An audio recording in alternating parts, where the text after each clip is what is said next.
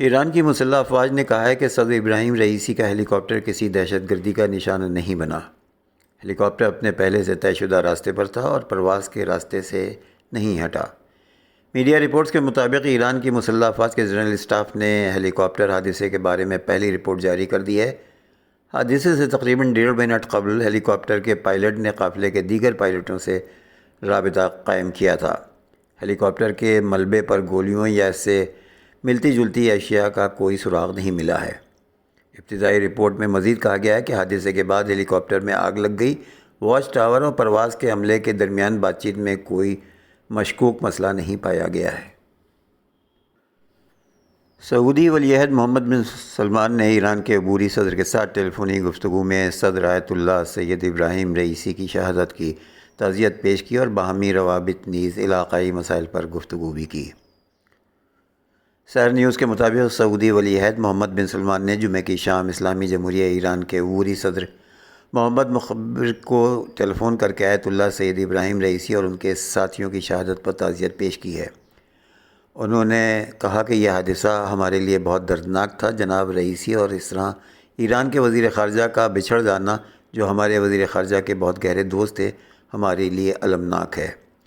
سعودی عرب کے ولی عہد نے اس ٹیلی فونی گفتگو میں کہا کہ ان دونوں عزیزوں نے جس راستے کا احیا کیا اور باہمی روابط میں فروغ کا جو آغاز کیا، سعودی عرب اس کی پوری قوت کے ساتھ جاری رکھے گا۔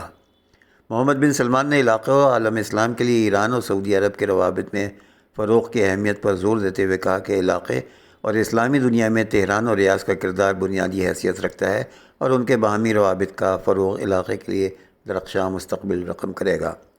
انہوں نے اس ٹیلی فونی گفتگو میں ایران اور سعودی عرب کے درمیان اقتصادی روابط کے فروغ کی ضرورت پر بھی زور دیا۔ ایران کے قائم مقام صدر ڈاکٹر محمد مخبر نے بھی اس ٹیلی فونی گفتگو میں آیت اللہ سید ابراہیم رئیسی کی شہادت پر سعودی فرمانروا سلمان بن عبدالعزیز ولی عہد کی محبت آمیز تعزیت نیز شہید صدر اور ان کے ساتھی شہداء کو خراج عقیدت پیش کرنے کے لیے آخری رسومات میں سعودی بادشاہ کے معاون خصوصی نیز وزیر خارجہ کی تہران آمد پر شکریہ ادا کیا اور کہا کہ ہم نے سانحے میں دو بہت اہم، مؤثر اور ہمدرد شخصیات نیز دیگر خادمان ملک و قوم کو کھو دیا ہے۔ ان کی شہادت نے ہم سب کو سوگوار کر دیا ہے۔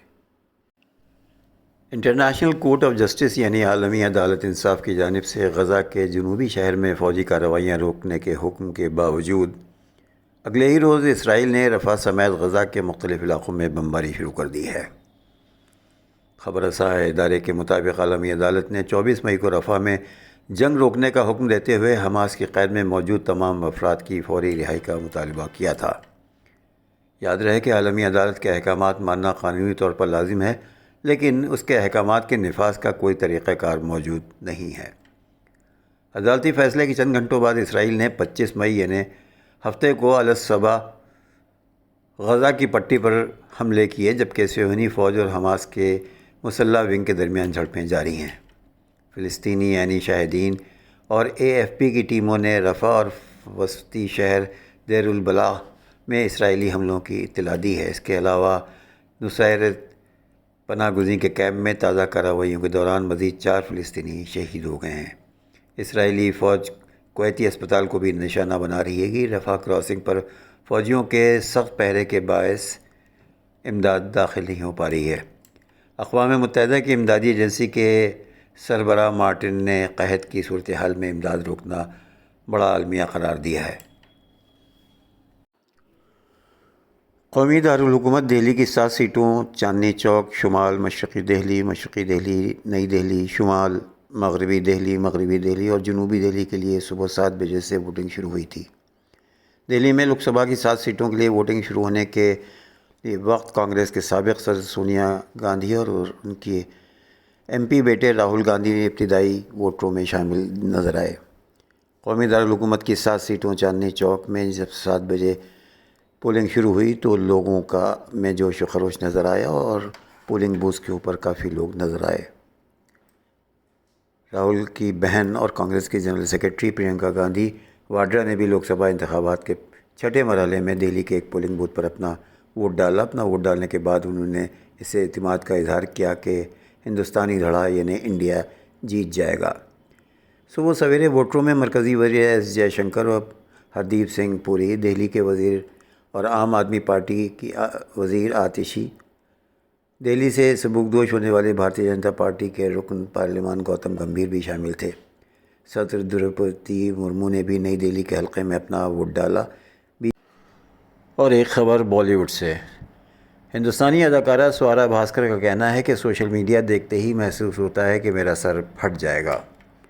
Photo and video sharing platform Instagram پر اداکارہ نے پوسٹ شیئر کرتے ہوئے غزہ میں جاری اسرائیلی جارحیت کے خلاف آواز بلند کرتے ہوئے جنگ بندی کا مطالبہ دہرا دیا ہے۔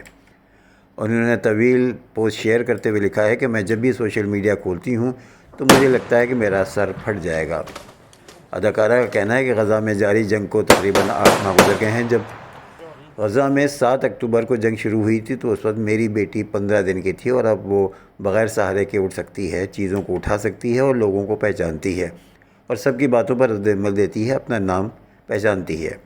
اداکارہ نے لکھا کہ جب بھی اپنی بیٹی کو دیکھتی ہوں تو خود کو یہ سوچنے سے روک نہیں پاتی کہ یہاں میری بیٹی پر ہر گزرتے دن کے ساتھ بڑی ہو رہی ہے، اور وہاں غزہ میں اسرائیل مسلسل معصوم فلسطینیوں کا قتل عام کر رہا ہے۔ ان کا مزید کہنا ہے کہ اسرائیلی غزہ کے لوگوں کو بھوکا مار رہا ہے، بچوں کو ذبح کر رہا ہے، ننھے بچوں کو گولیاں مار کر قتل کیا جا رہا ہے، نومولود بچوں کی اموات ہو رہی ہیں، فلسطین کے اسپتالوں پر حملے ہو رہے ہیں، اور ڈاکٹروں اور طبی عملے کا قتل جاری ہے۔ سوارا بھاسکر کے مطابق ان سب کے لیے امریکہ اسرائیل کو مدد فراہم کر رہا ہے اور انہیں مزید ہتھیار بھیج رہا ہے، جبکہ اقتدار کے عہدوں پر فائز سفید فام مرد و خواتین اب بھی بحث کر رہے ہیں کہ کیا اسے نسل کشی کا نام دیا جا سکتا ہے۔ انہوں نے افسوس کا اظہار کرتے ہوئے کہا کہ یہ دنیا کتنی کمزور ہے جو معصوم بچوں تک کو نہیں بچا سکتی۔